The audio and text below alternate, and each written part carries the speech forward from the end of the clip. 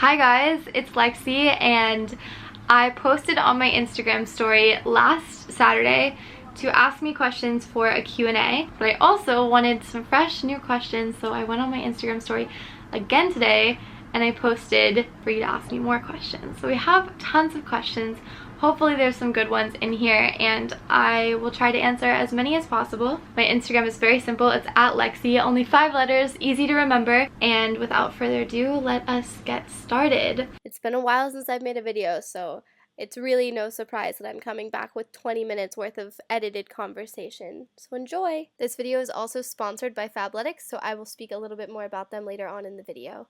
Is there a particular subject or segment as a creator you want to start getting into?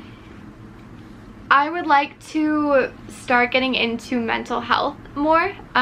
May is actually Mental Health Awareness Month. It's something that I don't just deal with around me or see around me that I care about. It's something I deal with personally, and not even just in the past, but at this current moment.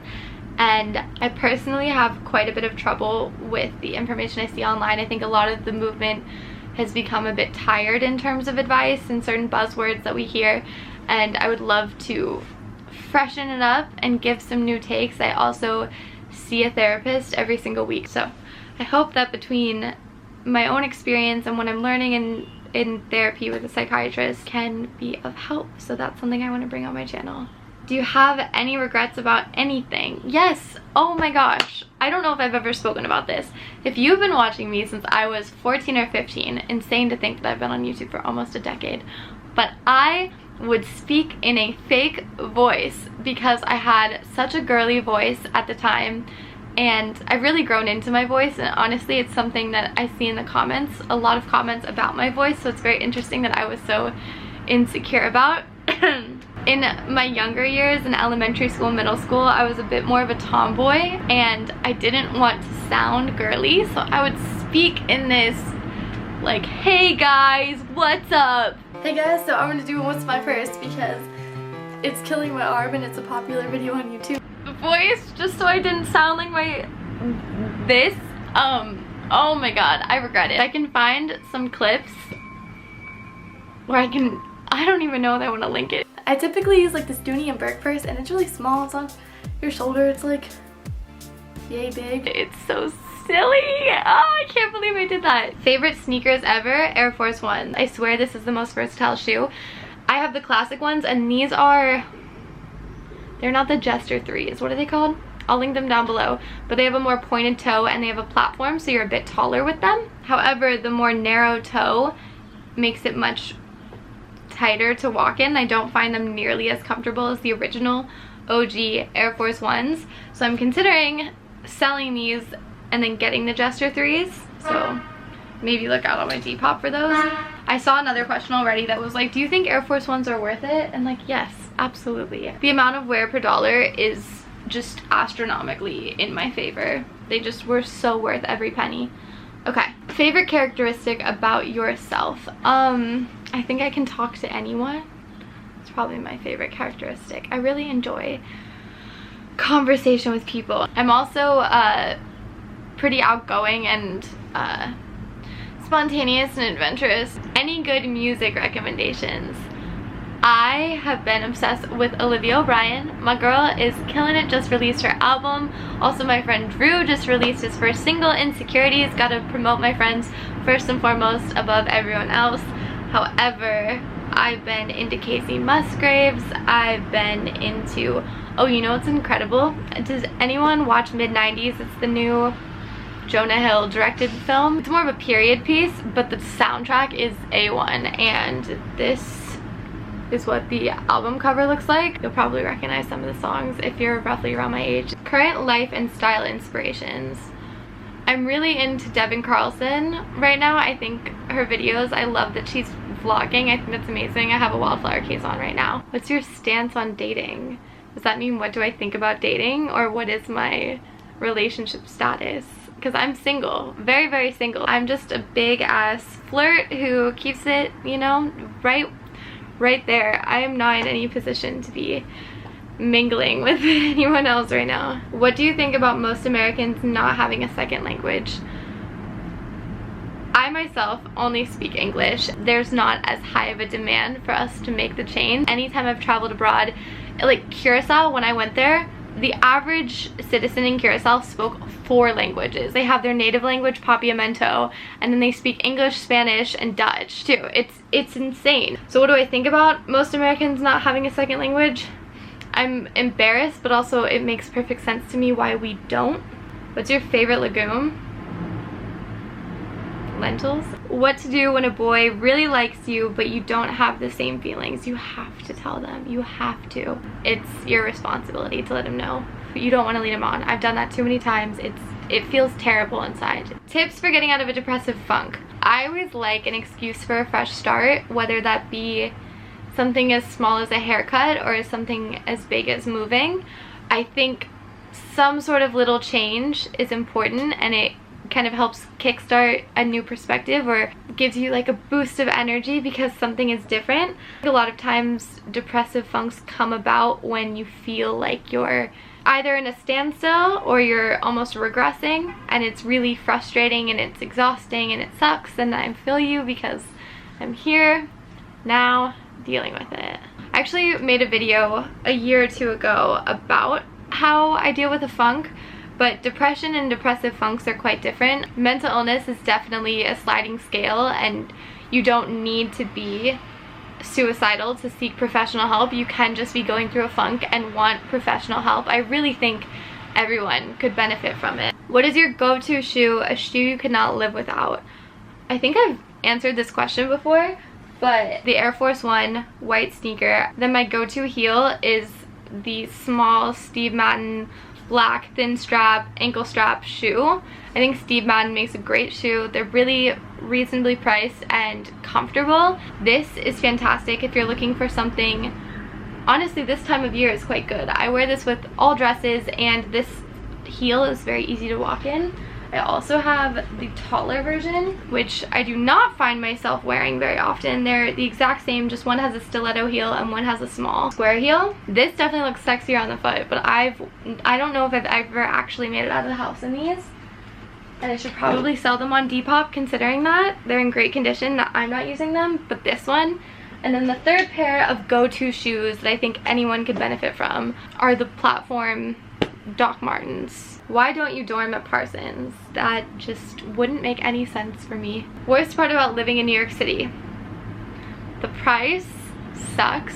I wish I had a car. It wouldn't make sense for me to have a car here. It would be a really expensive luxury. I find driving very therapeutic. I was back in Virginia, and my friend has a car and she hates driving. She's a terrible driver. So I got to drive around everywhere and I missed it so much. What is your love language? I feel love definitely through touch more than other things. What are the other ones? What's the one like when someone does things for you? Acts of service? I don't know if that's necessarily my love language. I'm very appreciative. Obviously they all apply. I love words of affirmation. I love gifts. I used to think I hated gifts, but I've established a new relationship with them. Jesus! This always happens and it gets me so upset because I'm like, who's dying right now? Who's in pain? Are they my neighbor? Favorite drink? Oh my gosh, Bloody Mary, so good. Do you still talk with Claudia? Yes, we talk time to time, or like we'll send each other little old pictures or respond to each other's stories. We just both have such separate lives right now. I know that we would be friends if she were to move to New York, or if I were to move back to LA. How did you deal with weight gain or body image? Oh, this is something to start on. I constantly get asked about my body positivity and how I have it, and I don't know why people assume that. If anything, I don't think I've ever spoken up about it, probably because I don't have very much body confidence. I have been on the internet for 10 years and I hit puberty very late, and I was very skinny growing up. So the majority of me growing my channel, I had no body fat on me. I had nothing. I was just skin and bones, and I had a little booty and it was so cute. And I still think back even now and I hate myself for not looking and having the body that I did when I was 16, because I hit puberty so late, and most people go through that awkward weight gain when they're 12, 13, 14. And I went through that awkward weight gain 18, 19, 20, and I'm just coming out of it now. And that was so frustrating for me because the way that my friends looked when they were 16 is more or less how they look now. And the way that I looked when I was 16 is nothing like how my body looks now. And it's taken a long time for me to forgive myself for that and realize, like, this is it. Like, my body just developed late and I can't strive for my prepubescent body, and I won't get that, and I just have to love myself the way I am. Body image is hard, I know, and it ebbs and flows, and not only does your body change throughout time, but also your headspace around what your body is. Exercise is really good for me. I played sports growing up, and so I definitely suffered as well from the active 5 days a week to suddenly having to be active on my own and not in a group of team members. Speaking of exercise, what a more perfect time to introduce today's sponsor. So a word on Fabletics. Fabletics is an athleisure company that was born in 2013 and is co-founded by actress Kate Hudson. Fabletics creates clothing that inspires you to do physical activity in any kind of setting, but is so stylish that you'll wear it beyond the gym. I've been wearing these pieces for the past couple months. When it comes to workout gear, I generally find myself gravitating towards more neutral or toned down colors like blues, blacks, grays. And the craziest I got was this animal print skin style legging, so it's a way to be a little exciting, but Fabletics has a ton of different variety. Like, don't feel like they're only neutrals. They have a ton of patterns and colors as well. My favorite out of everything were the bike shorts. I love the bike shorts. I love that they're pockets and that I can slip my phone and keys into. I love that blue sports bra. It makes my boobs look fantastic. I find these black crop leggings to be really flattering on the leg and on the butt area, and I've gotten a surprising amount of use with this long sleeve workout shirt, especially during this time of year of in-between weather. Now here's how the site works. Take a fun quiz for your personalized outfit recommendations based on your style. Shop from thousands of styles that are curated for you, and when it's time to check out, you can check out as a guest or become a VIP. Perks of being a VIP are up to 50% off regular prices every day, free shipping, and additional perks. Fabletics is your one-stop shop for affordable athletic wear. There's free shipping on all orders $49 or more, and international shipping is also available. And the best part is that there's no commitment to purchasing monthly. All designs are done in-house, so you can't find these pieces anywhere else, and price comparisons are much more affordable than the competitors. Right now, the offer I'm giving you to my audience is 2 pairs of leggings for $24, which is almost half the price of a Lululemon sports bra. It's almost half the price of Gymshark leggings. So be sure to check out my link in the description, and thank you so much to Fabletics for sponsoring today's video. Let's get back to the Q&A. I try to still do classes, so I'll take a yoga and a Pilates class during the week, and then I usually go on a run by myself, and then maybe if I'm feeling frisky, do some sort of fourth workout, but I generally work out about 3 times a week. And then food, I don't know. There's so many good restaurants in New York, so I don't cook as much as I could or as much as I have in the past. Something else that has also helped me tremendously is acknowledging who I follow on social media. And I was following so many random pretty girls, and I unfollowed them and replaced them with either cool brands that I like, influencers that are speaking about really interesting things to me, or art accounts. I follow a ton of those.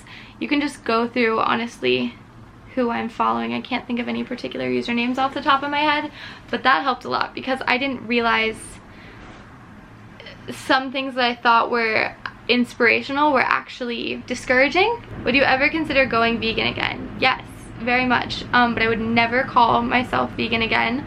And I would never claim that to the internet. Definitely not. What's the craziest thing you did drunk funny? I don't know, dude. How does one date an Aries boy? Oof, I have a crush on an Aries boy. Actually, I've had a crush on 2 Aries boys. Haven't dated one though yet, just talked. So how does one do it? I don't know. How do you define what you do for a living career-wise? What led you there? I always tell people I'm a student. When I meet someone out making small talk, I'm like, oh yeah, I go to Parsons, I study graphic design, and social media is secondary because truly and honestly, this began as a hobby. And if I were to do and pursue social media as a full-time career, I think I would have to create another channel with a sort of like a company name or some sort of series, or just relaunch this channel in a different way, because I feel too personally connected to this channel and feel way too personally connected to you guys as an audience, that I don't want this to be what I do for a living, because it's too precious to me. Though I am very grateful for when companies want to sponsor videos or Instagram posts, things like that. That's always fun, and I'm happy that it's been able to give me a source of income. But I would say that I'm a student right now for a living, and I do social media on the side. How do you deal with the pressure of being skinny or gaining weight? This is kind of similar to what I've answered earlier. It does suck because people are comparing people to everybody on the internet, and the competition is so high.